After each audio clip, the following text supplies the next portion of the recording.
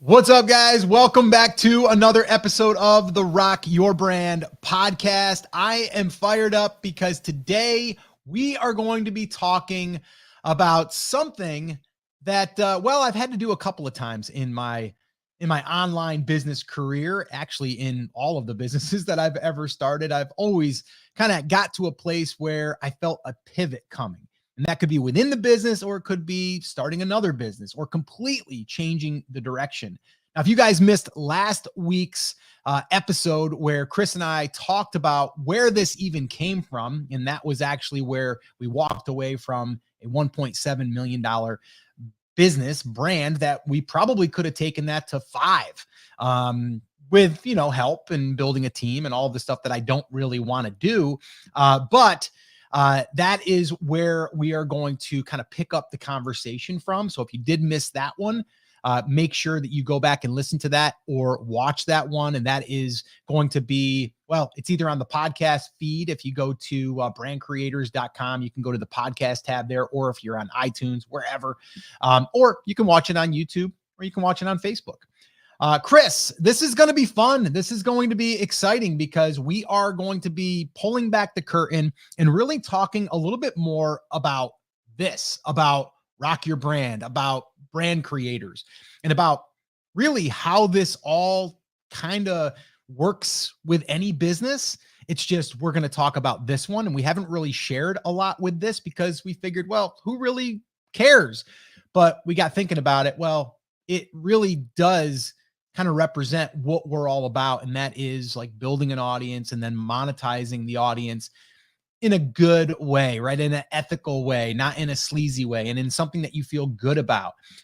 And we've done this numerous times, but we're going to kind of do it now. We've already started the pivot. We've actually attempted to try to pivot. And then that kind of led us to where we are now, to where we want to almost like re-pivot again, kind of. Right, Chris? Isn't there a meme, like a pivot meme from? There should be, if there isn't, from some NBA training or something like that. Just pivot. But that's, realistically, this is the entrepreneurial journey, right? Like you have seen, Scott, and I'm sure most of the people watching this have seen the like graph of emotions of an entrepreneur, right? And it looks like the world's wackiest roller coaster ride. And that's because things can go really well for a while. And then you find out that, like we were talking about last week, right? Now the business that you've built doesn't support the goals of where you are now and where you want to go. And that is a sign that potentially you want to pivot. And in our case, Scott, what we were noticing was we were essentially building the same business that we had walked away from previously. And that wasn't where we wanted to end up long term. So that then led us to yet another pivot. And what we wanted to talk about today was not necessarily like how and why you should pivot, right? We can give, if you guys missed last week, essentially, if you find yourself in a place where you're literally having health problems like Scott was, or you just find when you sit down and you look at your business that it's taking more energy from you than it's giving, even if you're hitting the monetary goals, if you're not hitting the goals on the other side of this, your real why, right? What does that monetary goal give you? Does it give you freedom to spend more time with your family? Does it give you the ability to never have to have a boss? Is it that you're just looking to earn that extra income in retirement? If you find that the business that you have built doesn't give you that aspect of it, even if you have the dollars coming in, that's when you need to pivot. And Scott, I know today what we're talking about is essentially where we're taking Brand Creators, the Rock Your Brand podcast, a little bit of behind the scenes stuff about what we're building here so that you can see how pivoting works and get to see exactly what we're doing. So I would probably say when, not if, you find yourself in the situation where you want to pivot, that you have an example to follow. Because this, Scott, quite honestly, is something that almost no one ever talks about. Most people do this in complete darkness. And I know that was kind of like, we weren't closed off about it when we made the initial pivot back in 2020, but we also weren't as transparent as we want to be now because we didn't have an example to follow. And now we can at least follow our own example so that you can see what we've done in the past and the mistakes that we learned from the previous pivot that we're trying to avoid in the new pivot. Does that make sense? Yeah, it does. And I think we also established one thing here, Chris, on a little side note. Someone had said in the last live that Chris needs a shirt that says, "Does that make sense?" And I agree. I think we do need to give you a shirt that says, "Does that make sense?" And then my response is always 100%. So yours will be, "Does that make sense?" And mine says 100%. I think the other one we still need to do, and let us know inside the chat, guys. Yeah, what should we create first? The other one that we still need to do is "it depends," and then just 7 paragraphs of explanation on the back. Right. It doesn't really matter. The answer is yes, it depends, and then here's all of the reasons why, right? We could even just use Greek, right? Just Greek it up and have it be, here's all the reasons why. But I think we need those two. Giovanni said, Facebook is finally sending me this notification again. We have a lot of questions coming in, and we're going to try to save some time for the questions at the end. We also have a few that we know people are going to have, so we queued a few of those up as well.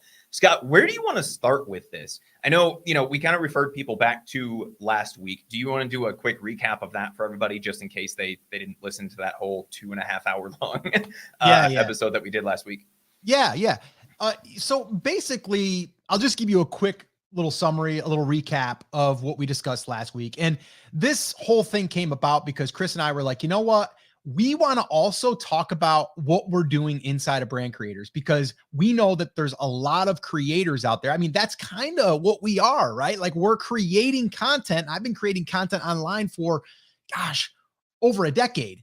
And, it's served me well, but like now it's becoming like mainstream, like where people are like, oh, it's the creator economy and all of this stuff. And I'm like, I want to be part of that, because that's what I've been doing for years. And I've kind of like reinvented myself, and Chris and I have done it together as well. So it's like, I want to bring this stuff up. So last week we talked about walking away from $1.7 million, which, we had generated a few years of doing that. And we were pushing to go bigger.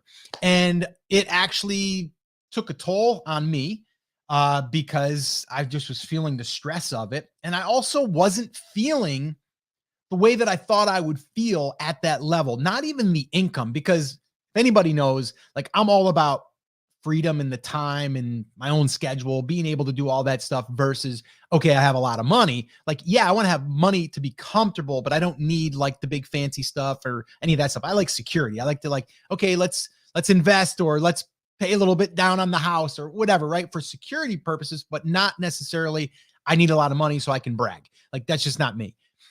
So I wanted to share that because I think a lot of people chase the number that we're hearing out there, right? Like, it's kind of clickbaity, right? Like, even this episode, like, my thumbnail says 1 million, and that's intentional. Like, that's done because, well, that's a number that we're going to shoot for. It's a target, right? It's something for us to strive towards, but I also know that it gets people's attention. And if I can get your attention, that's what this, creator economy is all about, is getting attention.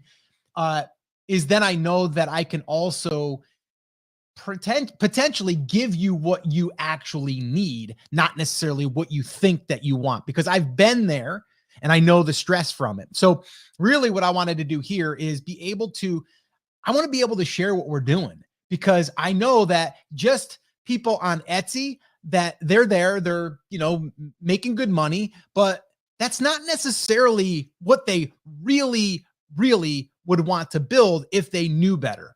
And what I mean by that is building a brand. That's why we are brand creators. And that's why we have the Rock Your Brand podcast, is because we're all about that, right? It doesn't matter what we apply it to. That's what we're all about, meaning that's what we enjoy. That's what we want to help people with.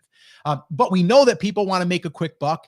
Etsy's a great place to do that, but that's just one channel. So we started to see, like, after we kind of made our pivot a couple years ago and we were dabbling in other things that we were doing, we were building, and we still are, content sites and niche sites and things like that. But we also realized that we were starting to paint ourselves in a corner again. And what I mean by that is, the last episode we talked about Amazon. That was the thing that we were into at the time. That's the thing that we were building. We built a brand. We sold it. Did several $1 million in sales on Amazon. Did great. But we started to move away from it, and I didn't want to teach something I wasn't doing anymore. So it just didn't feel authentic to me. So then we started to position it a little bit differently, and we started going down the Etsy road, because that's what my wife was doing and my business partner from my last business was doing. And then I'm like, but wait a minute here, Scott, like we're getting attention, but now we need to take that attention and we need to start teaching people some of the other principles and the other things that we really want to teach and what we believe in wholeheartedly, right? It's not that we don't believe in Amazon, we don't believe in Etsy. It's just only using that channel as an income stream is very risky. And it's something that we don't 100% believe in. So brand creators is our educational business. It's our information business. It's our creators business, right? It's where we help people build an audience and we help people with email, and that's part of their audience. And we help them turn that audience into, income. That's what we really want to talk about. And that's where this discussion came from. And hopefully you guys are going to get a lot out of this because I think it can be applied to any business. But this is what we want to talk about. And this is what we want to help people with. So I'd like to know in the comments, is this something that is interesting to you? Is this something that you do want us to pull the curtain back even further in brand creators and dive into our YouTube account and show you what we're doing there and what we're doing to build our email list, what we're doing to monetize, like what we're doing in all of those different areas. And if you do want us to share more after this episode, make sure that you drop that in the comment and let us know. All right. So Chris, I know it was a little bit longer, but I gave you a little bit. The chat let me know, Scott, that the pivot meme that I'm thinking of comes from an old Friends episode where they're trying to move a sofa up and up the apartment steps, and it's just Ross yelling pivot, right? That's kind of how I feel today, because that's the conversation you and I have been having. I think we've used the word pivot, which I noticed you avoided a few minutes ago by saying position. Position more over the last 2 weeks than I think I've used it in my entire life. But I think that was a really solid recap. So Scott, people kind of understand now why we are making this transition, right? There you go. I can avoid saying the word pivot. Pivot. Making this transition. What are the things that we wanted to have in place? Like what is the plan behind this pivot that wasn't necessarily behind the last one? We talked a little bit last week where we said, look, like, Scott, this is a health issue for you. We're just going to pull the parachute open and see what happens. Yeah. This time we caught ourselves before we ran into that issue. So is there a little bit more of a plan behind this? And if so, what is that plan? Like, what are we building this time? Does that make sense? Yeah, it does. Does it make sense? See, there it is. Let's see if Chris can not say that when he wants to get me to respond. Let's see if we can do it. Guys, do you think he can do it? Do you think he can do that? Put it in the comments and let us know. All right. So also we did get a comment that I think goes well with this. And it was like, how would you niche down with this, right? Like, how would you niche down? And this is a perfect example. So here is where I see it. Okay. We decided about 6-7 months ago that we were going to start talking about Etsy, because that's what we were doing. That's what we're currently doing, right? That's what my wife was doing and my partner from my other brand was doing. So I'm like, cool. There's not a lot of people that are educating in the way that we build brands. Okay. So we're like, Etsy is somewhat niched down, right? In the whole business. Like if we were just to say like how to start a business, we're like everyone, right? Like everyone is shouting that. But then what we decided to do was like, can we get attention in this area, right? Of Etsy, because that's where maybe people are searching for how to start on Etsy. Can you make money on Etsy? Can you use print on demand on Etsy? Like all of these things, right? Etsy. Well, that's niching down. Sometimes though, you're going to back yourself in a corner, kind of like we did with the Amazon thing, right? And that's what had happened. And I explained that whole story before. So when you're getting the attention, then you can start deciding, are there other shoulder niches? Are there other areas that you can start to kind of broaden that out?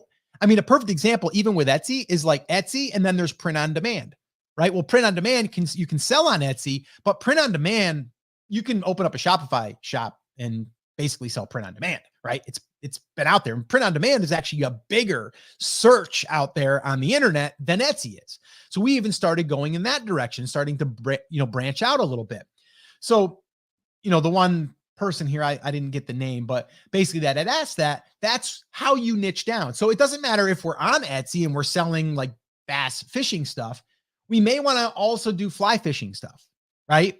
And we don't want to name ourselves just bass fishing guys, right? We want to name ourselves the ultimate outdoor experience or something like that, right? And then we can talk about bass fishing, hunting, sports and outdoors, hiking, camping. Like we can do all that stuff. Now we're not going to do it all at once, and it's a very similar situation that we're in right now, because if you noticed, if you're watching this on YouTube or if you're watching this on Facebook, you probably realize that Scott and Chris talk a lot about Etsy. It's true. But we also realize that we're starting to kind of do what we're starting to repeat what we did before. And we don't necessarily want to do that. So we want to catch it early, so then we can go ahead and start really teaching people outside of just the Etsy world, right? Or the Etsy community. And I don't mean that we want to exclude those people. I'm not saying that at all. I'm saying that people coming in, a lot of people that are coming in, and we get, emails every single day. We get comments on YouTube and all of that of people just starting on Etsy. And I've done surveys like, you're just starting, like, have you thought about building an email list? No. Have you thought about building an audience? No. Have you thought about maybe using YouTube to drive some Etsy sales? No, I'm new, right? So we're looking at this as like an opportunity for us to be able to get the attention in a sub niche, and then also start educating them about good business and good brand building skills. So right now, the way I see it is we have niche down, but now we're starting to kind of reposition again a little bit and start targeting what I would like to target. And that is creators, people that are, and I don't mean creators where you got to be a creative person. I'm not a really creative person. My wife will tell you, my wife's the creator. She was the photographer in our photography business. I was the guy that did the business stuff. I was the guy that made the kids laugh in the background when she was taking pictures and acting all goofy, right? That was me, not the creator. But I am a creator of creating content to build an audience. And that's something that we've always kind of came back to, is like, who do we want to serve? Same thing goes for you. If you're watching this and you are just starting on Etsy, that's why whenever someone comes to me, they're like, well, I'm just going to, I don't know, make candles. I'm like, all right, cool. But who are you making them for, right? What is someone searching for? So we always need to know what that is before we can go and really create what I call, a full-fledged brand, right? And I don't mean it's got to be a massive brand, but for us, we want to help those people that want to build an audience. Because if you can build an audience, I promise you, if you build an audience, you will be able to monetize it in more ways than you can on just selling on an Etsy platform or an eBay or an Amazon, right? If you build that audience, there's so many more things that you can do. And I actually just shot a video that's going to air, I think, next week or the week after. So if you have not subscribed to the YouTube channel or the podcast, make sure that you do. But I found a guy that's basically building an audience on YouTube, about 300,000 subscribers, and he's selling templates over on Etsy, and he's doing about $400,000 profit on Etsy, just Etsy, making another 100 grand or more on YouTube, on advertisers, and probably another 100 on affiliate offers. So probably has a $500,000 plus business started 2 years ago, building an audience and then directing that traffic to different sources of income. So Chris, was that a good kind of direction of where we want to go? It was. And I noticed that, again, you strategically avoided saying the word, pivot, which I'm now just going to bring up every time that we want to say it. But I think, one of the things, Scott, one of the reasons that we made the pivot to brand creators from the amazing seller to begin with was because we saw people making these mistakes in the Amazon ecosystem. And as we worked our way into the Etsy ecosystem as well, we're noticing that the same mistakes are there. And that's actually what led us down the path of saying, hey, we're pigeonholing ourselves in the same place. And we're helping people make the same mistakes that we know that they should be avoiding, which is the entire reason we made the pivot to begin with. Right. And so realistically, the stuff that you guys are going to be seeing from us, yes, there's still going to be a lot of Etsy content coming out, because that addresses one of the four main key areas that everybody needs to be focused on. And Scott, to me, and I'm curious what your thoughts are on this, but I think there's 4 main things that you need to think about when you're thinking about building your brand, your business, however you refer to it. We're going to refer to it as a brand because a brand does all 4 of these things. And that should be what you're striving for. So the first thing, and Scott, you just touched on this, is who are you serving, right? We could qualify this as what is your niche? But realistically, it's who are you serving? Who are the people that are consuming your content, your products? Who are those people?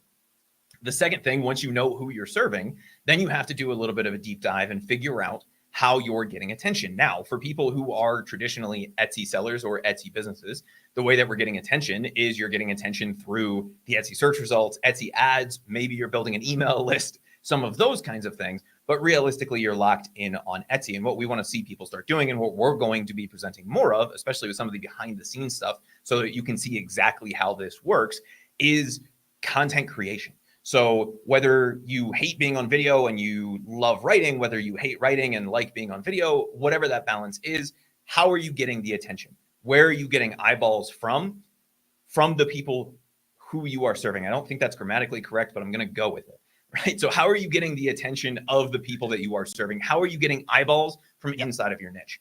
Once you have that, then we need to think about how we're keeping in contact with them. If you guys have ever heard Scott or I talk about email, that's why. That's one of the best ways to fill out that third section. It's the highest return on investment marketing vehicle for e-commerce businesses, which if you're an Etsy seller, you're in an e-commerce business. If you're an Amazon seller, you're an e-commerce business. If you have a Shopify website, you have an e-commerce business, right? So even if you don't have an e-commerce business, it's still a great way to get in contact with people. And it's something we do on the niche websites that we build. It's something that we do for brand creators. In fact, most of the people who are watching this with us live came to this video either on Facebook over at brandcreators.com/group or on the YouTube channel via an email alert that we were going live, right? Yes, Facebook occasionally when they feel like it will send out a notification.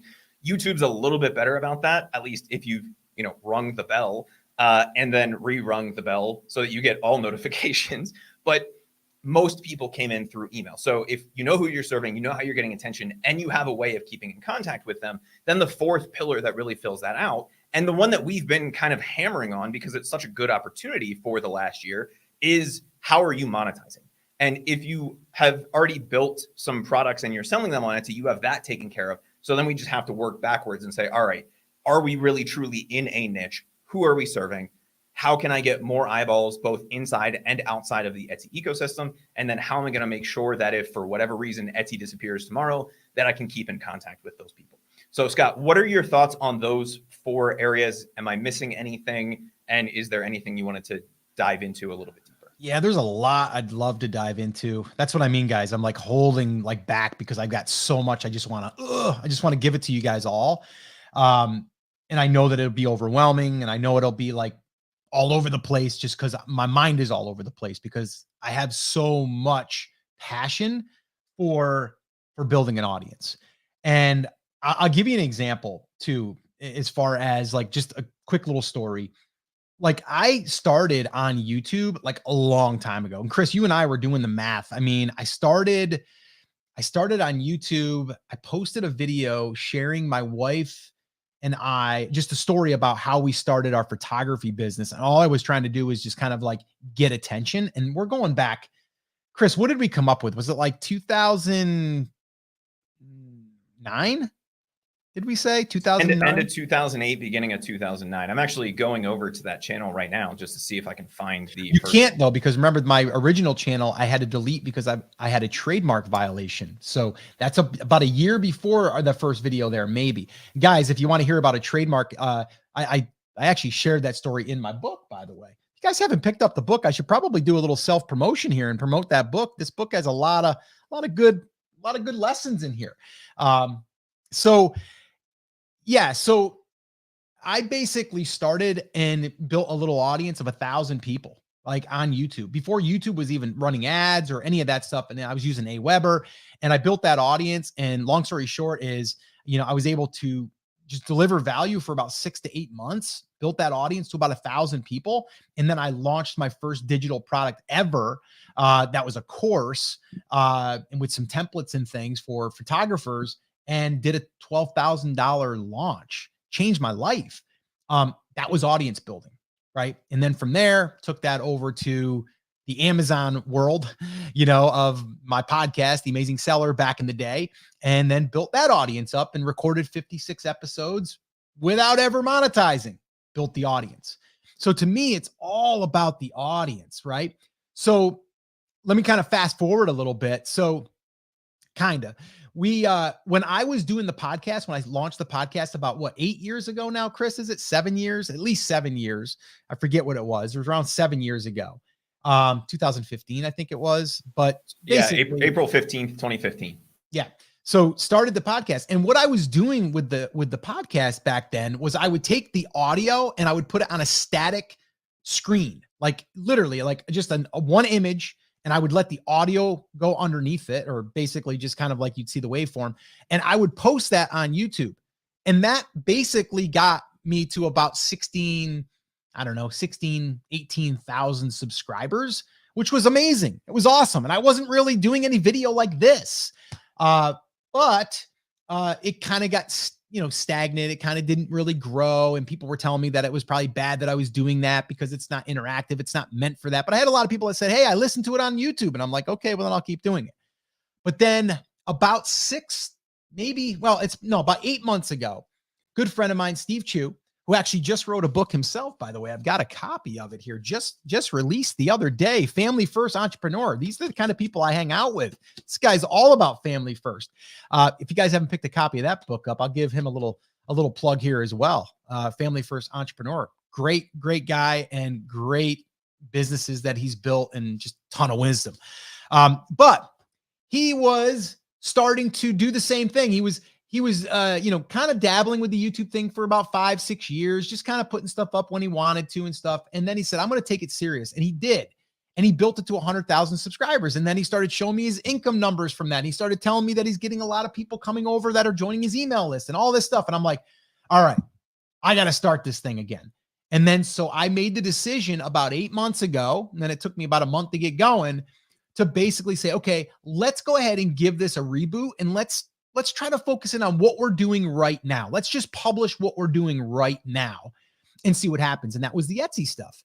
And in that time, we added about another 32 to 33,000 subscribers in like 6 months, right?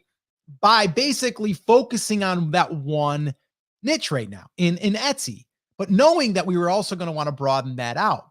But the reason why I'm sharing this is because building the audience is super important. And especially when you are able to not have to be like, I have to make money. I have to make money. I have to make money. I know it's hard, but you almost have to be willing to put that time and effort in to build the audience. And Chris, you had said this before too. If you can hold off on monetizing, then you're probably going to make more money in the long run. And I do believe that as well. It's not like you're not going to sell stuff, but you're not going to really make stuff available to where you're pushing things or you're just delivering value. So I'll give you an example. So these lives that we're doing and the podcast that we're doing, right? There is no sell, right? There's no selling here, right? So my goal here is a couple things. Number one, people that show up live, we build this intimate relationship, which is awesome, right? Not selling you anything. I'm just here showing up and we're having a cup of coffee. I do have my coffee here and we're just chilling, right? We're just talking business. I'm telling you my story. You're telling me some things about your business and we kind of get to riff back and forth, which is cool. This is totally an audience building part of my strategy. So guys, this is where the strategy starts to kick in. All right. And we'll start to kind of unpack this. So the lives for me serve audience building. It also gives YouTube something that they like, longer form video, where I don't have to go and do all these edits and stuff like I do on my Tuesdays and Friday videos, right? We'll talk about that stuff here in a little bit because that's part of the strategy. These lives are also repurposed as my podcast episode. So if you're listening to this on the podcast, this came from a YouTube live. Primarily, I'm going live on YouTube. I just happen to also stream it over in my Facebook group. And I also pull it down and then put it up on the podcast, right? So I know that this is an audience build play right here. this is me putting in time, not getting any money right now, but I know that it will benefit the business long term. Now, with that being said, there will be ad placements on this video, okay, in the future. And I think, Chris, I mean, I'll share that number. I think last month we might have made about $800 from our lives. So I think if I went into my analytics, it was like at least $600, like $600 to $800 is what our lives brought in from ad revenue, meaning ads that were placed on YouTube, okay, that were on our videos, okay? We have nothing to do with that other than saying, yes, you can put ads on our videos, okay? Now, does that, like, you know, pay Chris and I our mortgages or our rent or anything? No, but it is nice, and we're getting, you know, leads also, meaning we're getting people that are interested, and we're building a relationship. So see all the different things that it does, right? And we do mention sometimes maybe we're doing a class, or maybe we mention Everbee and you guys go over and check it out, or maybe you go on over and check out my book and you pay, I don't know, for the Kindle, it's like, I don't know, maybe $5, and maybe for the hard copy, it's 20 some bucks, and paper is like, I don't know, 15, 18. I don't even know what it is, but it's basically not making a lot of money on that, right? That's more, again, the book is an audience build, a relationship build, because I know that over time, if you build the audience, the money will follow. And you don't always know how it's going to follow. I think that's an important lesson. You don't know how it's going to appear, but you have to trust in the audience and the audience that you're building.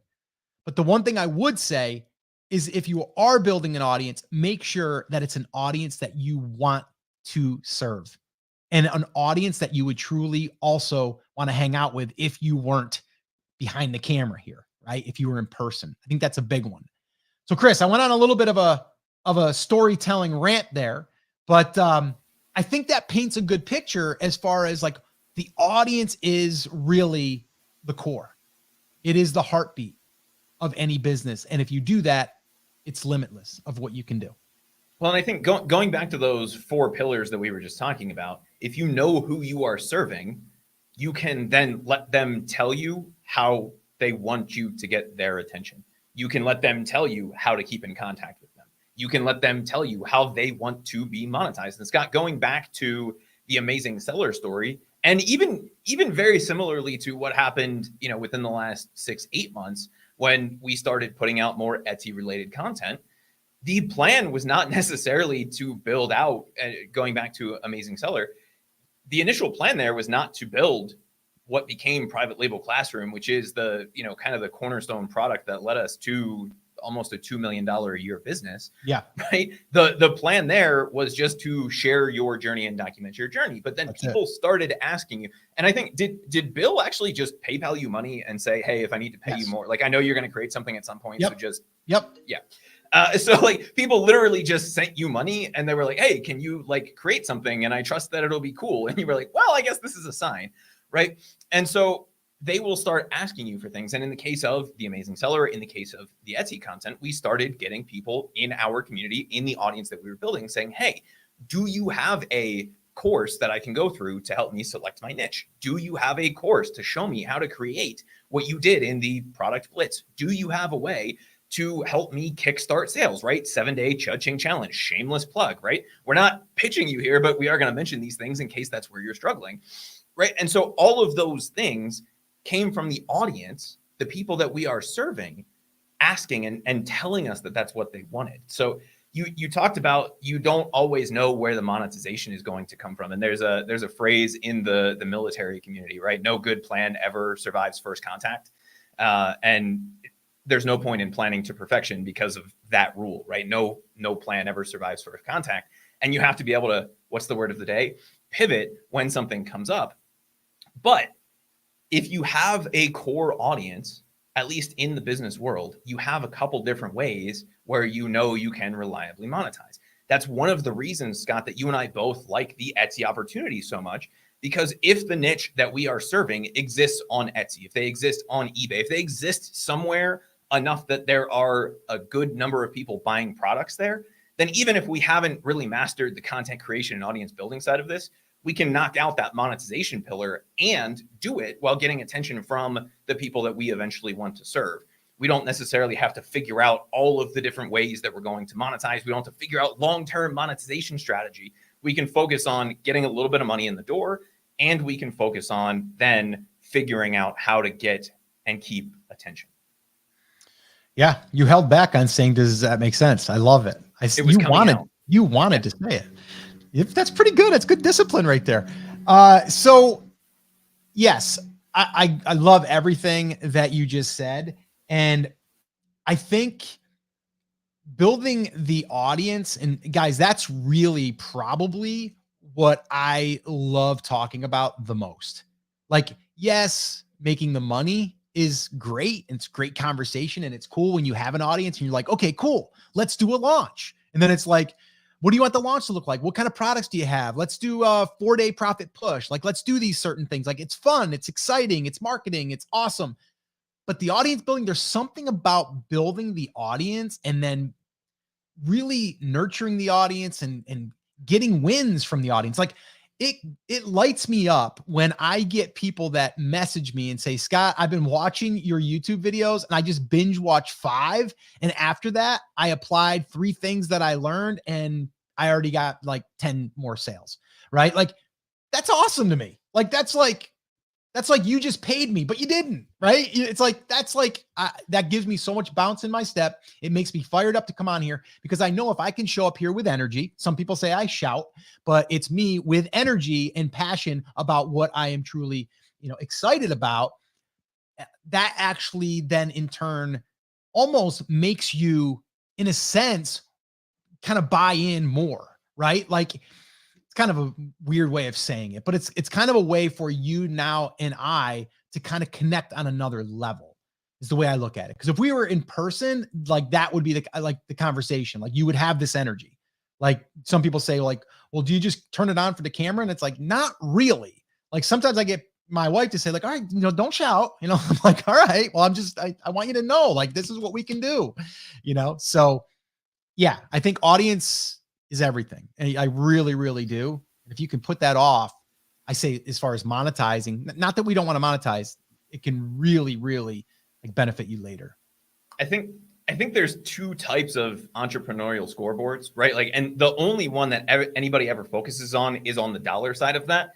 And if that's cool, we're probably not the people to learn from. Like, you're probably looking more for somebody who's sitting on the hood of a Lambo, if that's your thing. Yeah. But if the money serves a bigger purpose, then you're kind of the second portion of this, which, Scott, I think is really where you and I fall into, right? The only other thing that I ever really wanted to do other than what I do now was be a teacher. And I realized I'd never make any money doing that. No offense, right? Like my mom is a teacher, my brother's a teacher, Scotty's a teacher, and you're on a fixed salary and you can only help 20 kids at a time or whatever else that is. And what we've been able to do is figure out how to turn that passion into something else. And it just so happens to turn out that that's kind of what we're doing here with the brand creators thing is we are here as teachers, right? We're not here as gurus, but we're here to show you what we've done and help you learn along the way. And I think if you're approaching your business from that perspective, the other scoreboard and the one that is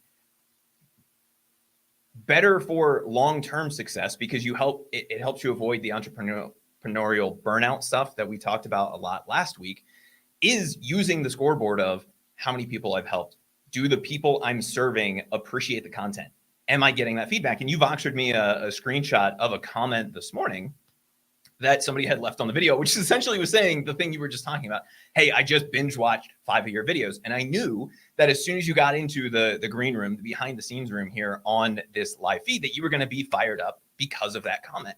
And if you can make that your scoreboard, the monetization will come from that because those are the kinds of people that will then a week from now send you an email and say, hey, do you have a way for me to go deeper with you? Have you ever considered creating a course? Have you ever considered doing this? And when you get 5, 10, 50 of those people starting to tell you that, then you know where to go and where to build the long-term value with the audience without having to worry about it. The critical piece for most entrepreneurs is the early money. And that's one of the things that we struggled with because when we made the initial pivot to the brand creator stuff, we kind of just said, let's stop talking about e-commerce because to get started on Amazon, you have to have $5,000 to $10,000 in upfront capital, unless you're going to do retail arbitrage, but then you're not really building a brand. You're just, making a little bit of cash on the side, which there's nothing wrong with, right? Retail arb is a great business model, but it doesn't build long-term success. You have to constantly be hustling. So we said, all right, let's focus on the other three pillars, right? The getting attention and keeping in contact, and then the monetization piece. And Etsy, or an early way to monetize, I think, was missing for a lot of people, Scott. And that's why we brought something back into the picture like Etsy, so that people could look at that, have those early wins, and then start focusing on the other things. So it's not necessarily going to be your long-term play, but if you are in that situation, you can still build this. You just have to think about how to include something like print on demand with Etsy, something like that, so that you can bring in the early revenue to support you while you're figuring out, is Etsy where you want to build long-term? Do you want to have a Shopify site? Do you want to have a whole line of e-commerce products? Is your thing really selling bass fishing digital downloads, and that's really what you want to do, and there's not a huge market for that on Etsy? Cool, we can figure out how to help you get there, but you can still monetize in the short term by building out some really cool bass fishing t-shirts, mugs, right? All of those kinds of things on Etsy, and get the early dollars in the door, so that you can satisfy both sides of that scorecard without having to worry about, okay, I'm getting a lot of really positive feedback, but I'm not making any money. So I think that's another thing. And Scott, why don't we run through what we're doing with brand creators, since we wanted to do this kind of as a behind the scenes thing. Sure. Let's just run through those 4 pillars and let people know what we're doing. Mm-hmm. So who are we serving as brand creators? Who is our ideal audience? All the people that are listening to this now on the recording and through the YouTube videos in the future, who is the niche that we are really looking to serve? Yeah, I think we are in an ideal world, right? I'm trying to look at the avatar. You always probably hear, like, you're hearing that thrown around a lot, right? Like finding your avatar. And yes, I agree with that, but there's also some people that aren't 100% a match for the avatar, but they're still part of your audience.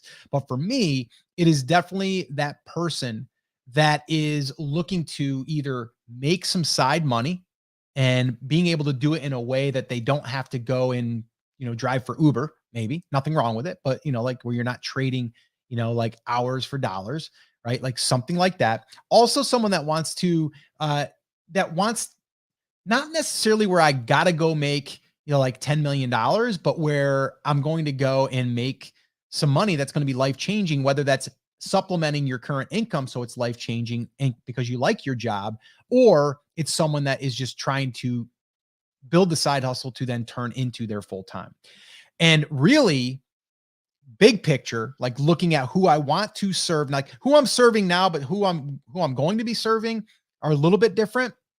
And I would say it is definitely going to be the person that wants to build an audience online and wants to be able to monetize it through various means. Like that is it in a nutshell. So it's going to be core audience, right? And yes, right now we're serving people that are on Etsy, but doing this right here, this live right here, this podcast episode, like us putting this out here is hopefully going to take the people that came in on the Etsy train, right? And now it's like we're having a class on, okay, that's cool. Yes, you can make money over here.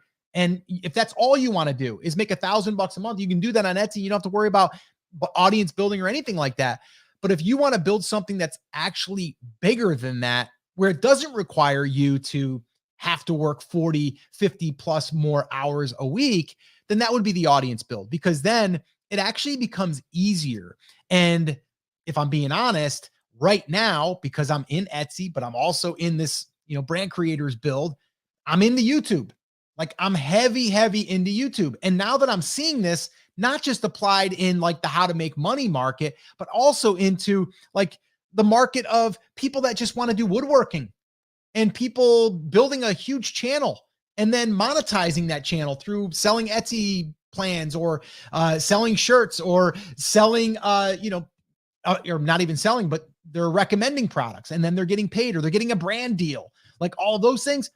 That is where I really want to start to serve that creator economy, as it's called. So someone that's like, like I want to make money online. I want to build an audience. I hear about this audience thing. I have no idea what I'm doing. Where should I start? like I want to help that person as well.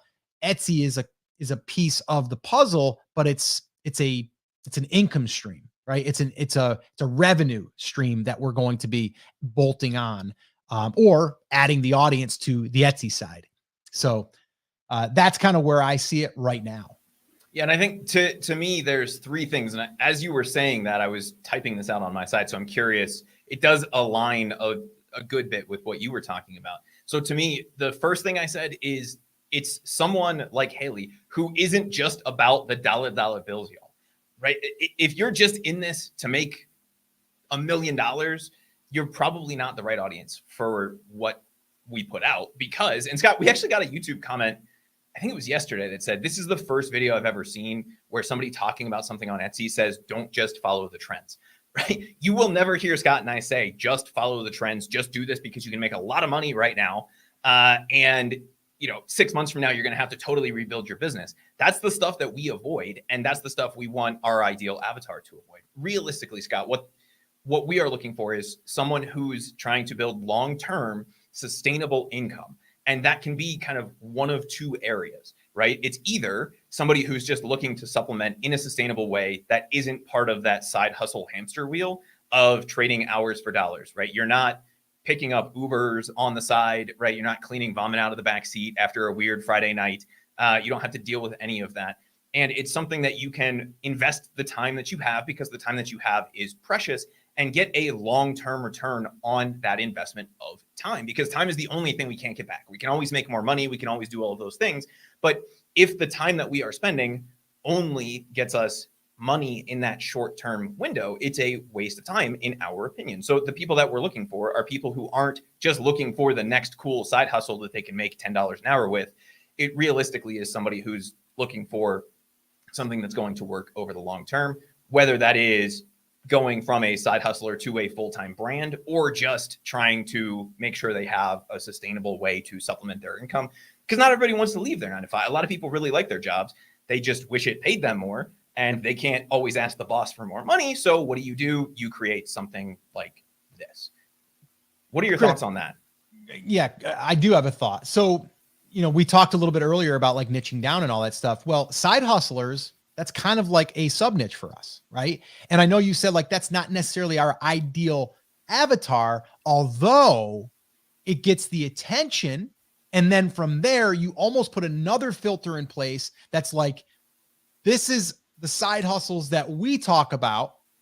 These also lend themselves to building an audience and building a brand. So you see what happened there? We're not going after all the side hustle stuff, but we are going after someone that might be searching for that. Now, primarily, is it going to be a young person, like 20s, right? Probably looking at our stuff? Probably not, right? We don't have all the bling, and we don't have all of the cars and the girls and all of that stuff. We don't have that. And the reason why we don't have it is because that's not who we are, right? So yes, we're going to get someone that might be retiring, and he's like, or he or she, maybe I just want to make an extra $1,500 a month. Great. We can help you, and you're part of our audience. That's awesome, right? Or like Chris said, or maybe it's someone that wants to do a side hustle to make a little extra money because they don't want to work 60 hours a week. They still want to just work their 40, right? And they still want to be able to do this on the side at their own, on their own schedule. So I think it's important to basically look at the audience that you want to build, and also look and see, is that audience on a platform that you can show up on? That's another big one. And for me, I started podcasting because I am not a good writer. I am not a good typer. I don't like to write. I don't mind jumping on here and riffing, right? And doing what we're doing right now. I don't mind it. I enjoy it. Okay. So microphone, camera, I'm good. Now, it wasn't always that way. Actually, at my one of my events a couple years back, I shared a clip of me doing a video for our photography business. And it took me, oh gosh, a whole bunch of different takes. And we never ended up finishing the video because I couldn't get through it. And now here I am doing 2 videos a week, most weeks, live streams, podcast. So if you don't think that you can actually show up on camera or on the audio, on the mic, on the microphone, you probably can. So I'd like to also know that, Chris, before we move on, if anyone is considering building an audience, what platform would you think that you would want to show up on? I'm just curious. I know some people said something about like what social media platforms would you build your audience on and stuff. And I do have thoughts on that. That's why I'm not on Instagram. I'm not on Snapchat. I'm not on those. And there's a reason. We can talk about that.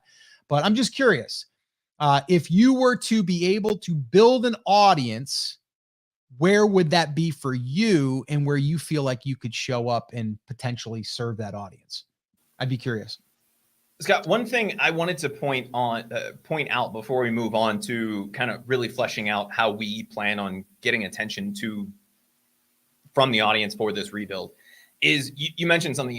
I said, we're not really looking at side hustles as our thing. What we're looking for are people inside of that niche, right? Did I recap that correctly? It's basically, we're not just going to post a YouTube video about how to make $1,000 this week by posting links in YouTube comments, because quite honestly, we think that's hot garbage, right? That is not something that is beneficial to anyone. It doesn't help anybody build a business long-term. If you're doing that and you're making money with it and you enjoy it, have fun. Yep. More power to you. That's not our thing. But one thing, Scott, that a lot of people get worried about is they say, okay, well, if that group has a lot of your ideal customers, how do you get them? And the answer is by saying, okay, here's a side hustle that is hot garbage that no one should be doing. And what happens when you create a little bit of controversy, and it doesn't have to be that extreme of an example, but in our case, we could do a video on 5 side hustles you should never touch with a 10-foot pole. And the side hustle people looking for that supplemental income or just dipping their toe in the water may see that video, and we can help them avoid falling into that dollar per hour hamster wheel that most side hustle people fall into. And so we're still going to fish in that pond, but we're going to fish in that pond using our bait, not using the bait that other people are using who are just trying to put out as much side hustle content as possible, because that's not our thing long-term. Our thing is that long-term sustainable income that you can only get if what you're doing from a side hustle perspective meets those 4 pillars. Who are you serving? How are you getting attention? How are you keeping in contact? And how are you monetizing? And so we can put our filter over that and still address our audience. And Scott, the reason I wanted to bring that up is most people are very afraid of controversy. They're very afraid to take a stand on something or say, this is not the right way. If you guys have been listening to our content, I mentioned it just a minute ago. Someone commented yesterday, this is the first video I've ever seen where somebody says, don't chase trends, focus on a niche. Turns out we were able to help that person avoid one of the biggest traps that Etsy sellers fall into by creating that controversy. When we started talking about niches on Etsy, there was all kinds of uproar in the Etsy community about how this is the silliest thing I've ever heard. We should just go create a bunch of mugs. And now, at least based on the people that are following us, a huge chunk of people, and Scott, I'd have to go back and look at the community tab to see, but I know you ran a poll a few months back. It was like 70-40 creating a brand versus just listing a bunch of products.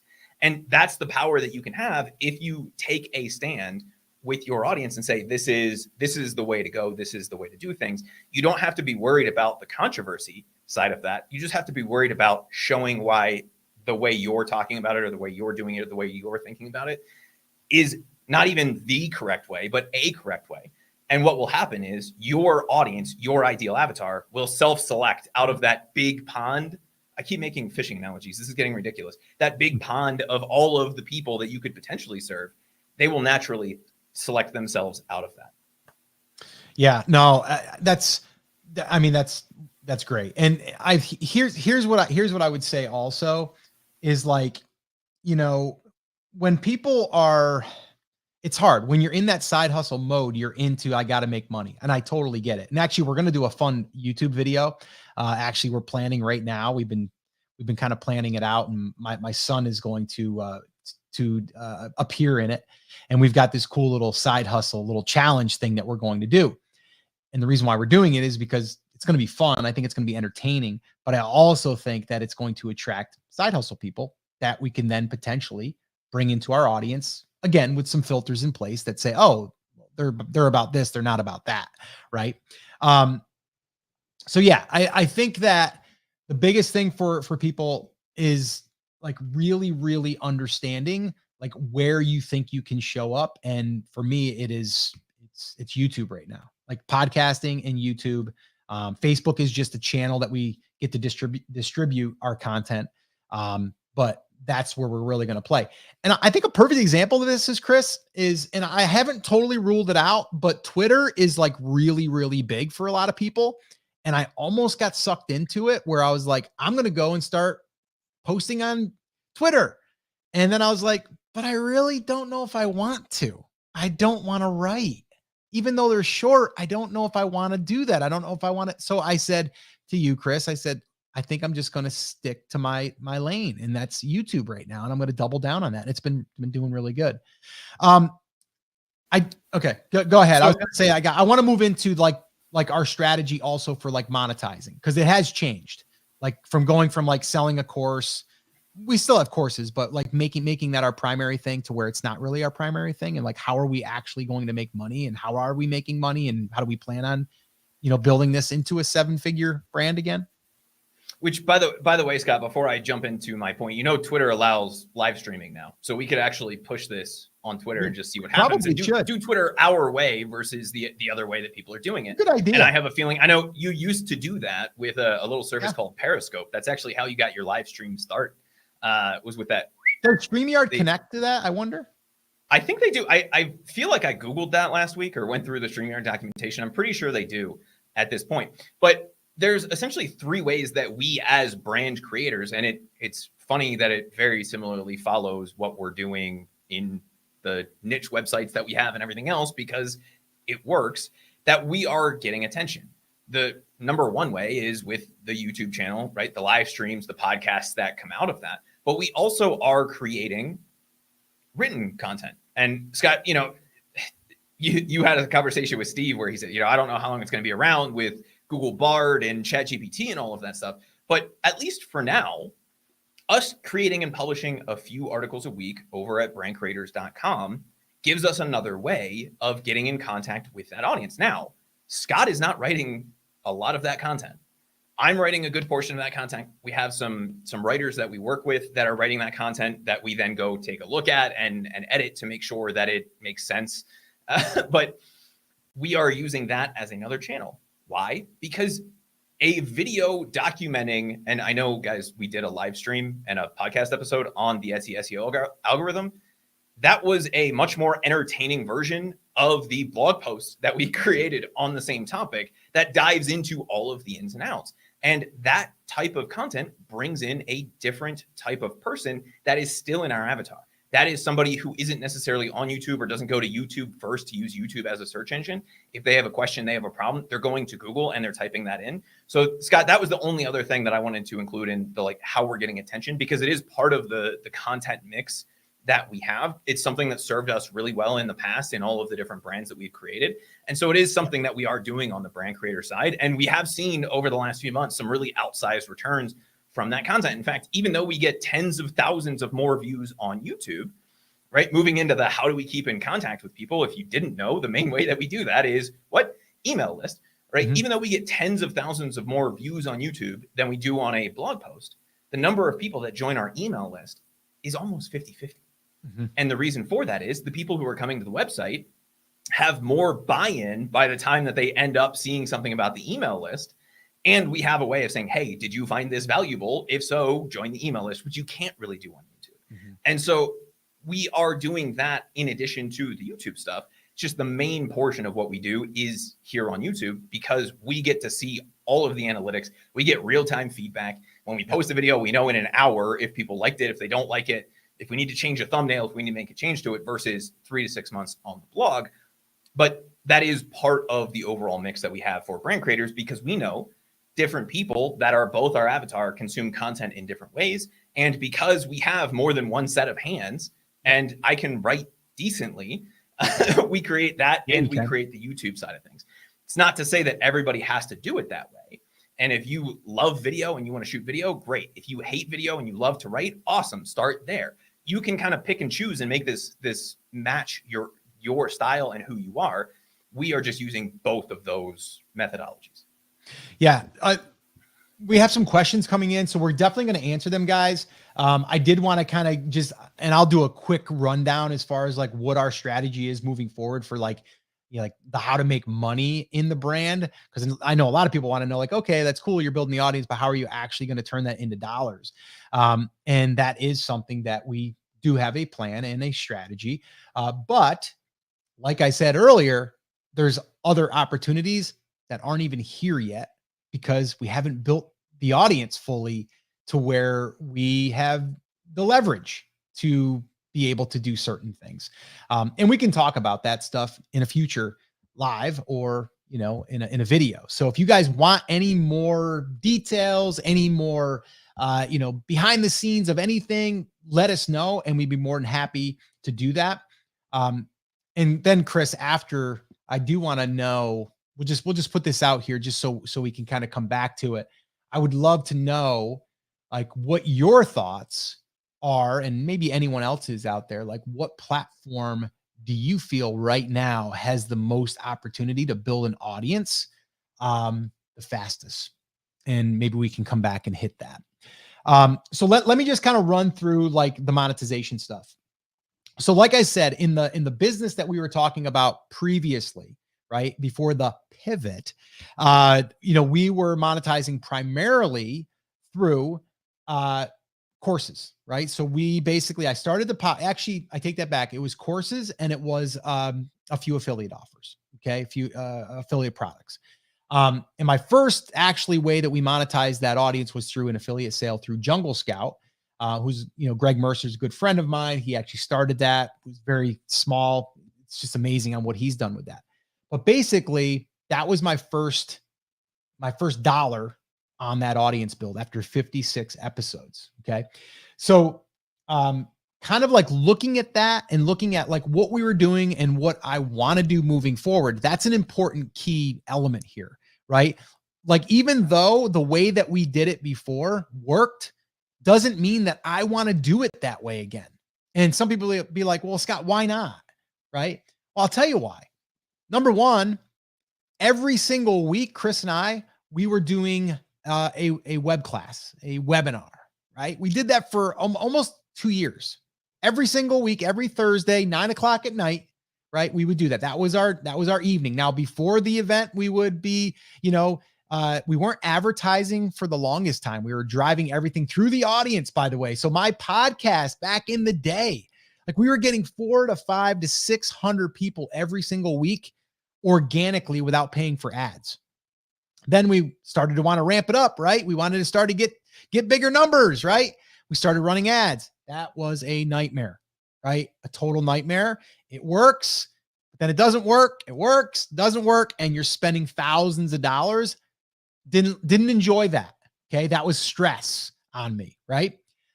So there was that. Then there was selling $1,000 course, right? Then there was selling, some consults. Then there was selling a $25,000 mastermind. There's all these other things I just don't want to do. I just don't want to do it. And so when we took a look at it, we're like, okay, well, how are some of these other people doing it? And this one guy that I follow, who again is on Twitter, Justin Welsh, his name is, and it's crazy because I found him through Noah Kagan, who posted on like how a guy ran a business solely by himself and made $2 million or something like that. So it got my attention. I watched it. I liked the guy. I started diving into his content. He built his audience on Twitter, and he turned that into a $2 million business. And so I'm like, wait a minute here. Like, all he's doing is basically building an audience, and then he's leveraging a newsletter. He posts a newsletter, a free newsletter, and he puts advertisers in the newsletter, two spots. And he had an email list when he was doing this at the time. It was like 20,000 people, and now it's up to like 115,000 people. And he charges like $2,000 an insertion. I'm like, that's like a lot easier than doing webinars and stuff. And I'm like, maybe we just build the audience and then we just add a couple of sponsorships in there. That sounds pretty easy. Okay, Chris, let's do that. Let's build the audience, and that's one piece that we'll eventually start to do. We're not doing it yet, but we will probably do that. YouTube. I'm like, okay, he's doing it on Twitter. Where can I do it where I can actually show up? And I'm like, YouTube. And YouTube to me is better because even though Twitter is like, you're putting out content, with YouTube, I'm building a relationship. We're actually getting dialogue. We're actually being able to see like each other in a sense. Like I can't see you, but you can see me. So then we become closer. So I think the relationship becomes even deeper. And that's totally been working. But then we said, okay, well, what if we just built up that and we had videos that got a lot of views but good views. We're not just doing clickbait views. I'm not a fan of that. Like views that are for the right people, but then we can turn on ads and start to monetize that. So we started doing that. I know some people that are doing $30,000 up to $250,000 per month on just YouTube ads. I'm like, okay, maybe we just turn that revenue stream on, and we have. So there's that, right? And then I'm like, okay, affiliate products, we've done that in the past. That's pretty low maintenance. Like all you got to do is find products that you believe in, and that's what we've done. One of them that I talk about a lot is Everbee. I'm good friends with Cody, just like I am with Greg Mercer of Jungle Scout. So it's a beautiful thing. I get to promote it. I get paid if someone signs up. If they don't sign up, guess what? They still got value because they got 10 free searches a month or whatever, right? Printify, like another affiliate of ours, right? We were able to actually do something with them. We collabed with them where they actually wanted to sponsor a few videos. We did that. So there's all of these ways that I'm looking at, like, how can I do it in a way that I can just show up for the audience and not have to worry so much about like selling? Like, I think that's really what it came down for me. Like, how can I turn on these revenue streams that aren't necessarily selling? Right. And I don't mean that I don't ever want to sell, because I will sell. I enjoy selling because I think sometimes you have to be sold to, because sometimes you need a little kick in the butt to get over the hump. And also I think people pay attention sometimes more to content that they paid for. So we do sell courses, very inexpensive courses under like $200. Like I think right now, like $197. It's like our top tier right now. Our lowest tier before was $500, so we've kind of taken that down. But that is another revenue stream that will constantly be evolving. So that's kind of where we're at right now, Chris. Did I leave anything off? So to me, it's really about building the audience, serving the audience like crazy, like we are right now, and then let the other things just kind of happen. Right. And you're going to figure out, right? So there's a couple different kinds of businesses. And brand creators would fall into what is referred to as an informational business, right? The thing that we are selling, we're not selling you something that you can physically have, although, apparently now we're going to have some merch, but right. That's not the goal of this. The goal of this is to provide information. And there's a couple different ways that we can do that. We're going to make a little bit of money through YouTube ads. We're going to make a little bit of money on the courses. We're going to make a little bit of money on the affiliate offers. Maybe we'll sell a whole bunch of It Depends t-shirts, right? But all of that is going to come from the information that we are putting out. And Scott, those are really the main areas. I would say it would be courses, ads, and then affiliates would be kind of the three big things that we are looking at for brand creators itself. But if you're not in an information business, it still looks very similar. And we've talked about this in the past, Scott, in the concept of an e-commerce business. You still have the ability to do some advertising. You have the ability to partner with other people and have affiliate offers, right? If you sell coffee products and you don't sell mugs or coffee grinders or any of those kinds of things, you can create what's called a strategic partnership, which is a really fancy word for affiliate, and right. Partner with a business that has those things. And then you make a cut of the sales that come from your audience. That's affiliate income. And then you have the merch side of things, which is literally the products that you sell. The only thing that you don't really have in that mix as an e-commerce business is the courses, but that's really just flipping that for the physical products that you are selling. And so even in an e-commerce business, you have multiple ways that you can monetize. But let's back up. So course sales are really, yes, they're information. But if you think about it, most businesses or most brands can have a digital element. So a perfect example is the guy that I'm talking about with the woodworking stuff. Like he's not selling courses on how to do woodworking. He's selling plans. And then he's giving the videos away for free. And those videos that he's giving away for free on YouTube is building his audience. It's actually feeding everything. And he's making money on the back end of YouTube. And he's making money on the affiliate stuff. And he's selling his digital plans, right? That is like a course in a sense, but he gives the video away for free.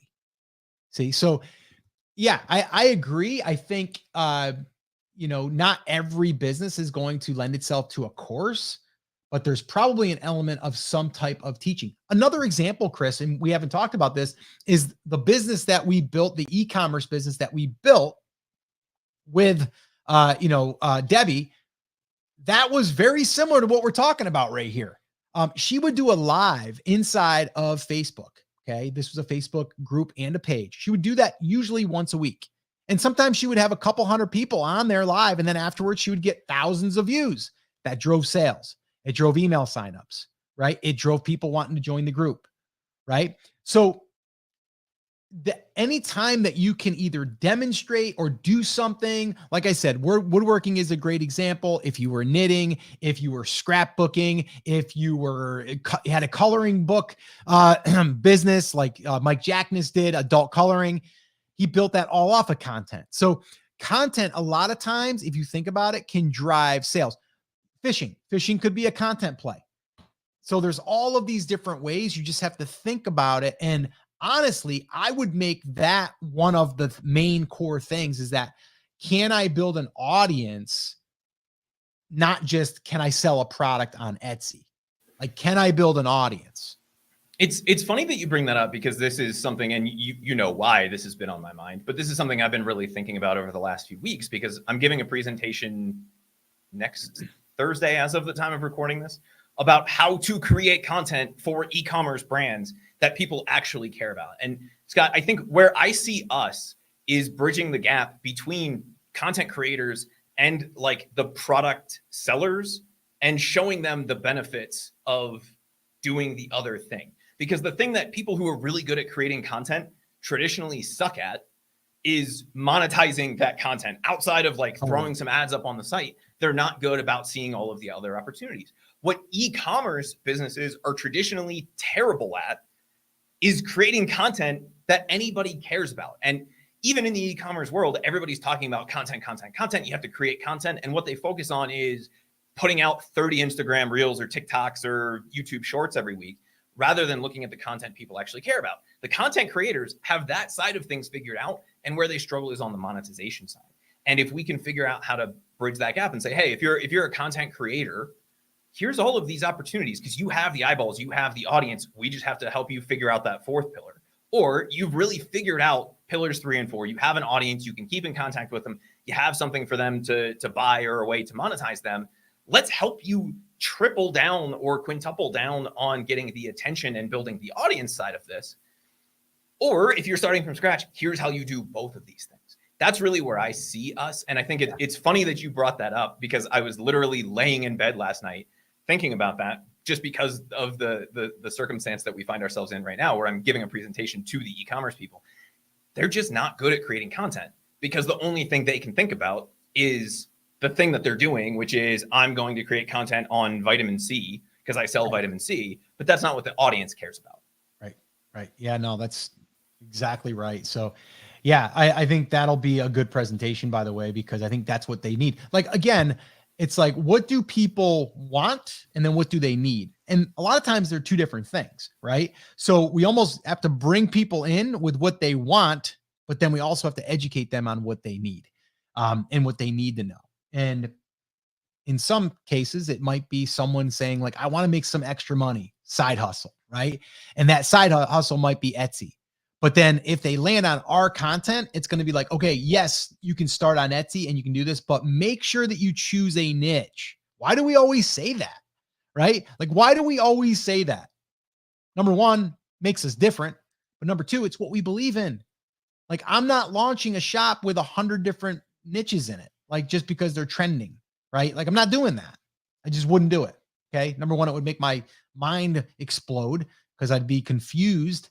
But I think the user would be confused, or you're just going to be building a gift store of all different categories, which I'm just not a fan of. I want to be able to focus and talk to one type of person. Now, right now, we might be narrow on who we're speaking with, but now, as you just heard, we're opening that up by saying like side hustle people, print on demand people, right? You need to build an audience. Side hustle, you can make some quick money. Here's how, but you also should be thinking about building a brand. You see? So we just get them in on, I know it sounds kind of bad. We're getting their attention, and then we get to kind of say, hey, make sure that you're doing this, but make sure that you think about this, because you don't want to get too far along and then kind of painted into a corner, kind of thing. And that's really what this is serving. Really, this is something that I wanted to do. And Chris, that I've been saying this for a little while.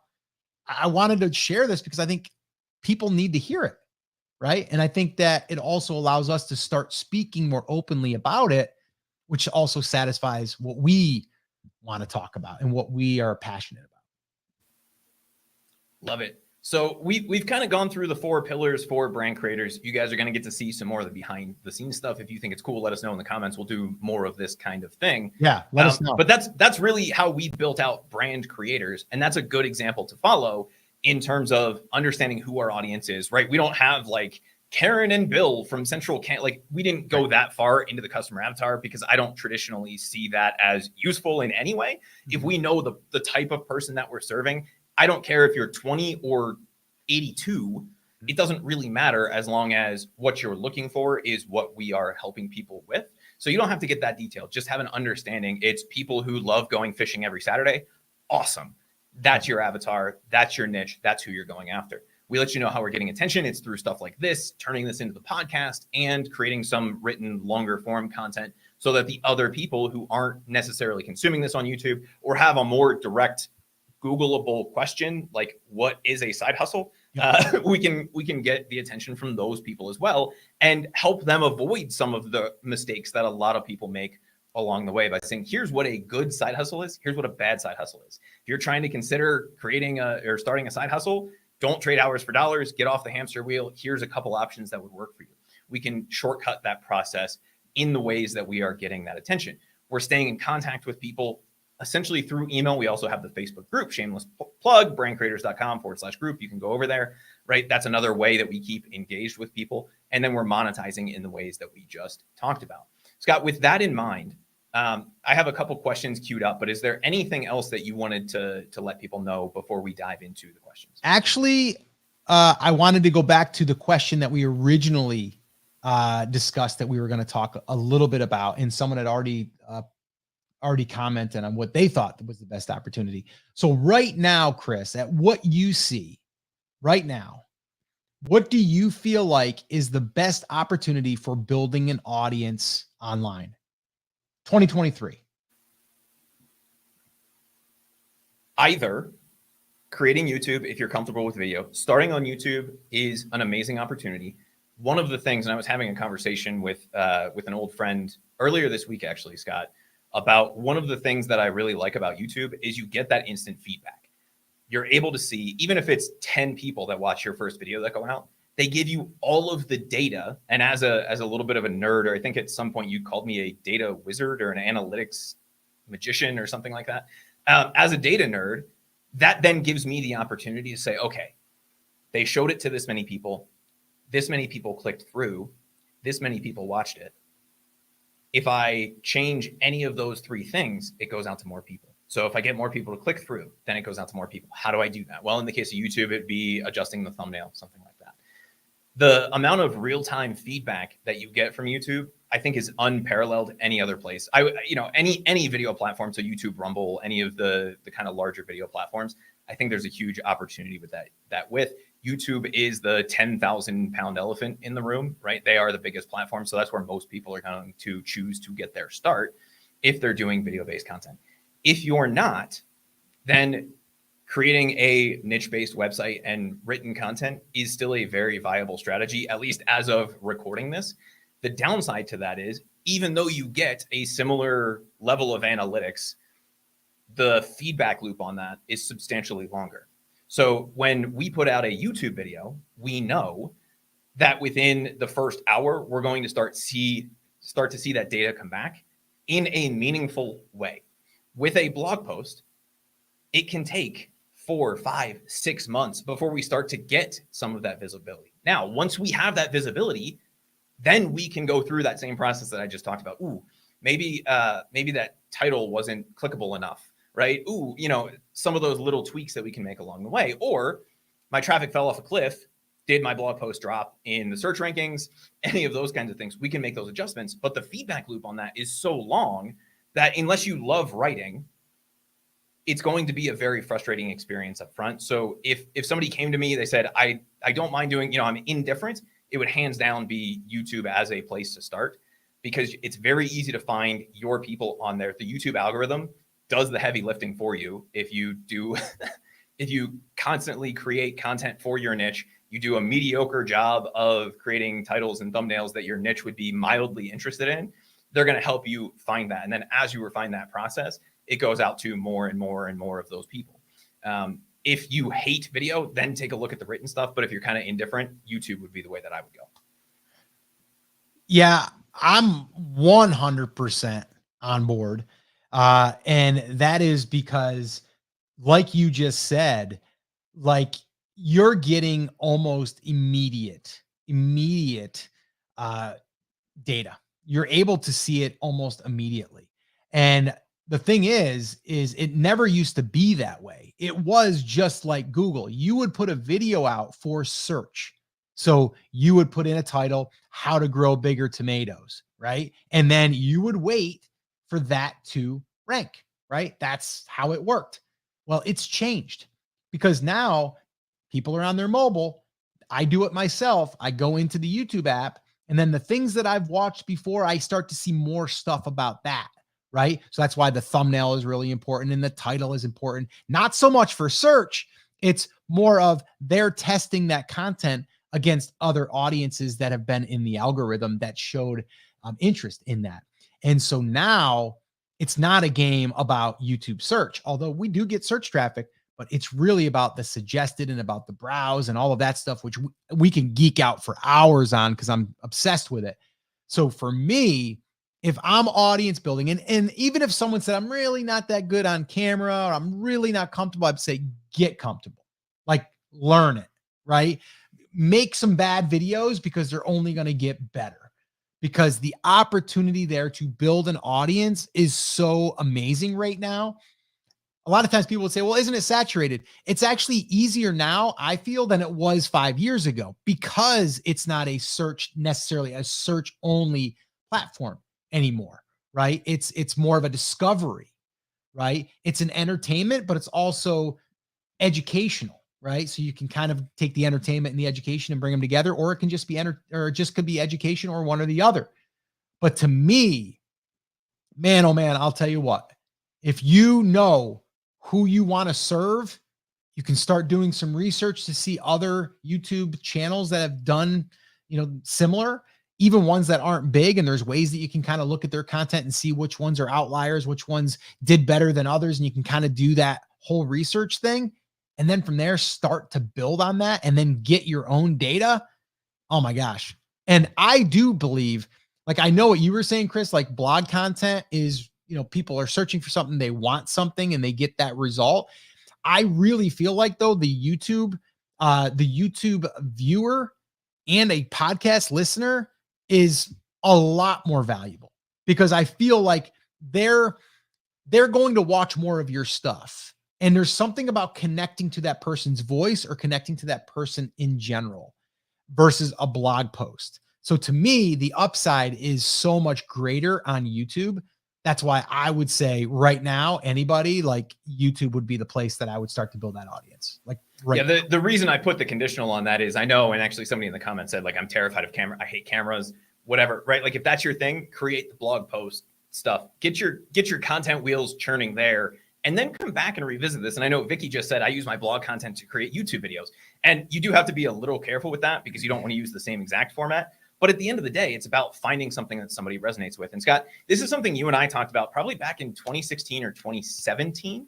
I was flying home for Christmas, and somebody came up to me in the airport, and they said, it was actually the second time. The first time it happened was when you and I met in person for the very first time. We were going to have a meetup later that night for the Amazing Seller podcast.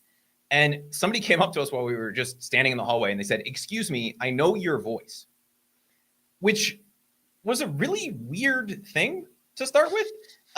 But I kind of get it now, because in the podcast world or in the YouTube world, yep, you're building a relationship with that person. Where do you listen to a podcast? in the car, while you're cleaning, at work, right? Yeah. And Scott and I are in your ears all over the place. Where do you watch YouTube videos? In bed, in the bathroom, maybe in your kitchen, or you do what Scott and I do a lot of times. You put on a long form video like this one and you put it in your pocket and you're listening to it just like you would be listening to a podcast. That level of relationship building, if you're looking really for filling out the audience side of this and keeping in contact with people, that relationship build cannot be replaced in written form. We can get a lot of attention in written form, and we can build that relationship over time by staying in contact with those people. But the immediate deep relationship build that you have when somebody goes down a podcast rabbit hole and they listen to 15 episodes of a podcast, or they watch 10 YouTube videos of you, that cannot be replaced in a written format. And it is a much stronger relationship build. And that's why I said, I think you're on the same page here. If you are even moderately comfortable on camera, like just north of it's not, I think maybe it's the Amish, right? Like cameras will steal your soul, right? Like as long as you're above that level, give it a try. And you don't need anything other than this, right? This has a more powerful camera than you could ever need for YouTube to get started. You don't need special equipment. You don't need any of those kinds of things. Take your phone out. If you want to get like a tripod for it so that it's not shaky cam, that's great. But you can just sit down and shoot a video with this. It doesn't have to be $15,000 worth of equipment. The thing that's the most important is not necessarily the quality of the video, meaning picture quality. It's the relationship that's built and the information inside of that video. And if you can resonate with just a few people, YouTube will then find you your audience. Yeah, no, it's crazy. It really is. All right, cool. Yeah, get to those questions then, Chris, and then we'll go ahead and wrap this up officially. And guys, do me a favor. If you guys have gotten value from this, smash that old like button or the hearts or whatever you do on whatever platform you're watching this. But we would love that. And leave a comment and let us know, if there's anything else you'd like us to share in future episodes. So Scott, I had a couple questions queued up. I know one that we got was which platform or content type has the most opportunity. That's kind of what we just answered. Yep. Realistically, YouTube, if you're at all comfortable in video, start there. Let YouTube do the heavy lifting and help you find your audience. If you're not, then take a look at written content through a blog. It definitely still works. It still works for us. It's just not where I would suggest going, because you have to wait that 3, 4, 5, 6 months to start to get that feedback. Scott, what should I do? So let's say I'm starting this from the content creator side of the spectrum. And we talked a minute ago about there's people who start on the product side. Those are more like the e-commerce types of businesses. If somebody's starting on the content creation side of the spectrum, they know who they're going to serve, and they're really focused on building that audience.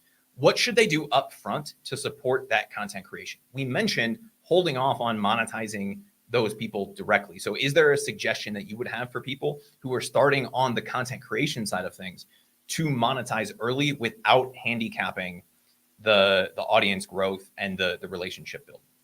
Yeah, well, I would do them almost like side by side. And I actually talked about this when we were talking about like what we would do if we were starting over to build a 6-figure brand. And it starts with, number one, doing your niche validation and your audience, really your audience validation, right? To see where the audience is. But I would do those side by side. So if I knew that I was going to go into bass fishing, right, then I would create a shop on Etsy that would be serving that niche, right? So I could start creating that stuff almost immediately, right? So I'm technically building an audience over there too, but it's a buyer's audience. And then I'm also going to be over on YouTube building up my channel, right? So I'd be doing those things side by side. Now, we say you don't want to monetize early. If you have products or if you have an Etsy shop, then yes, put that in your description. You could totally do that. And you might pick up some sales from that depending on how many views you get. But I wouldn't say, don't put any links in there that could lead to a sale. I'm not saying that. I'm saying I wouldn't push. Okay. I wouldn't push the sales. If they find it in there, great. Right. But I would do those two almost side by side, even though people don't see them as connected yet. They will.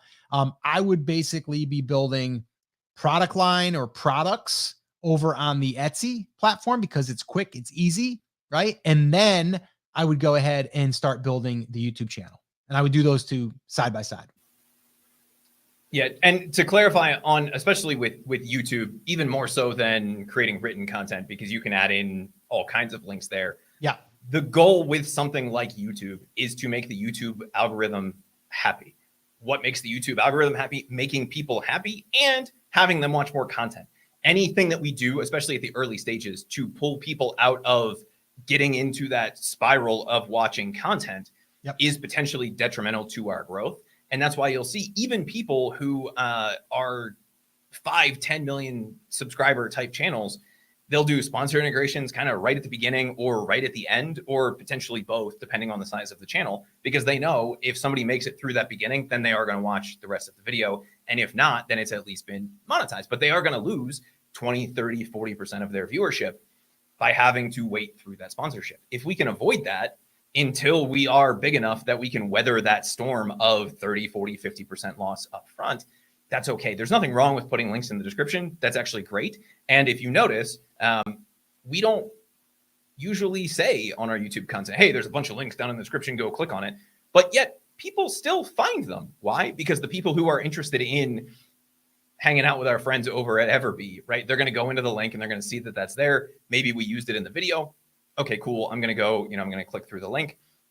I'm going to take care of that. But we're not saying, hey, go over to Everbee right now in the middle of the video, because the point of the video is to give the information and we don't want to shortcut that process for people. And so if we can make people happy, especially up front, that will make YouTube happy and that will explode our audience growth. And Scott, with that in mind, is there a secret to understanding what kind of content your audience is really looking for? Or is it trial and error? Like if you are starting on the content creation side of this, how do you know what will and won't work? Regardless of whether it's YouTube or blog content or wherever you're creating it, how do you know, or is there a way to know? Well, no, I think it does matter on the platform, because if you are looking at a blog article that you want to rank, well, you need to see proof that one has already worked. And then you need to also investigate, okay, how old is the website, right? The domain authority that we've talked about for years. And then you have to say, okay, how many backlinks do they have going to the page? So you have all of these factors that might be helping them rank. Now, what we do and what has been taught out there for YouTube is to try to, number one, find channels that aren't massive, okay, that don't have a lot of subscribers, but yet they have a couple of videos that did really well. And so those are kind of outliers. So you almost see like what's a baseline. So maybe their baseline is like a couple hundred views, but then they have a video that got 10,000 views. You're like, okay, there's something to that, right? There's something to that YouTube, even though they didn't have a big subscriber count, which by the way, guys, the subscribers on YouTube don't really matter as far as how many views you could potentially get. It used to be, but it's not that way anymore. It's really a metric that is kind of like for you to say, oh, I've got 60,000 subscribers. Great. Does that mean that people don't see your content? They do, but it's not necessarily where they're automatically going to show it to 60,000 people. It's not how it works.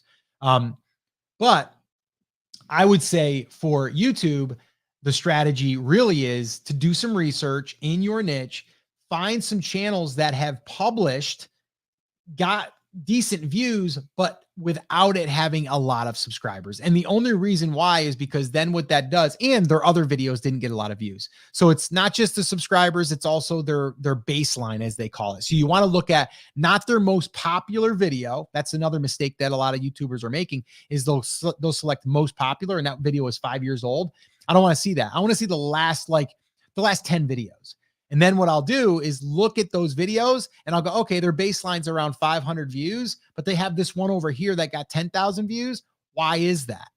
And then I might look at it and go, is that something that I could talk about? Is it Chat GPT, right? Is it, something that's being talked about right now that YouTube is giving a little bit more reach to? So that's how we would do it there. With the blog content, we're using, more or less other metrics and other data points to kind of see if it's something that we could rank for. Yes and no. right? And that what I was looking for is actually the answer that you gave me. And it's looking for the outliers. Mm-hmm. That's going to be the thing, regardless of the size of the channel, or the website, right? Yep. What is the thing that really blew up for them that should not have blown up for them? Yep.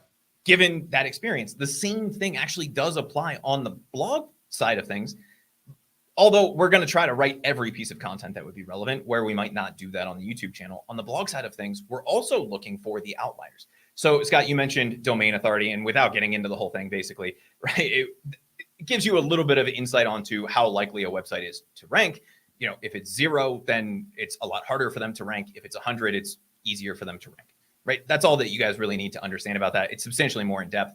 But what I'm looking for is a blog article that a low domain authority site wrote that's bringing in hundreds or thousands of visits a month, because it means that that is something that anybody can rank for. And if they're ranking for that above whoever the, Bass Fishing Magazine or whoever else is in their space, that means one of two things. Either they're the only people that have created that content, or they have a much better way of creating that content. And I need to learn their style. I'm not copying their article, just like on YouTube, I'm not copying their video. But what I'm looking for is, where are those outliers and why are they doing so well with what they're doing? And Scott, you mentioned this on the YouTube side of things. We're not going to go in and create that same exact video, but we're going to take a look and see if we can apply that to our niche. And this is one of the things that you and I really like to do, is we'll go look at what's working well for a YouTuber talking about YouTube, or Linus Tech Tips, right? Which is like a computer tech channel, and look at their titles and see what the outliers are there and say, okay, is there an angle that we can take with something like this that would apply to our audience? So to me, the only hack in content creation is using the research tool that you have. And, for blogs, that would be something like Ahrefs. For YouTube, that would be YouTube itself, because they give you a lot of those metrics on the front end to figure out who the outliers are. And if you see a channel that averages 5,000 views, but they got 150,000 views on a video, that's something that you want to take a look at. Just like on the website side of things, if you're creating written content, if you have a low domain authority site, meaning they're new or they just haven't written a ton of content, and they're ranking and getting 5,000 monthly visits for something, that's something we need to pay attention to as well. Yeah. Yeah. No, I love it. All right, cool. I think we have to wrap it up. We've got a lot of things that we discussed here, and a lot of great comments, a lot of great feedback. So yeah, guys, do us a favor though. Like I said, if you guys got value from this, smash that old like button, and also make sure that you do subscribe. When you do subscribe on YouTube, you do get notified. And if you click that bell, you'll even get a better notification, because you'll tell YouTube that you really, really, really do want to get notified that we're going live. But we show up pretty much every Wednesday here at noon. That's Eastern time. So make sure that you come hang out with us. We'll definitely be doing more on this. We'll also be always talking about whether it's Etsy or whatever platform for monetization, as far as what you can do there. But really what we're doing here, and just to kind of sum it all up, is we are going to be experimenting with our brand creators YouTube channel, in a sense of we are going to be putting out content that, number one, we know that people want, because we've done that research that we just talked about. But then there's other content that we want to create because we feel like it needs to be addressed or it needs to be shared, but also it's going to attract those people that we want to serve in the future. So keep an eye on the channel. We'll go back and report on this. Right now, the time of recording this, we're at like 62,800-ish subscribers. So we'll see. We'll make that a stamp that we can kind of come back to and make sure that, well, maybe in 6 months, we'll come back and we'll see where we're at. And really, those subscribers, by the way, is just a metric for us to shoot towards. We don't look at that as like, oh, we're going to have that much more reach. It's really not that way anymore. So even if you are a brand new channel and you have, 1,000 subscribers, you're still going to be able to have the potential to reach thousands, if not millions of people, which is always awesome. 62,909, Scott, as of now o'clock. Okay, cool. Now o'clock. I like that. All right, guys, that is it. That is going to wrap it up. As always, take care, take action, have an awesome, amazing day, and we'll see you right back here on the next episode. Take care, guys.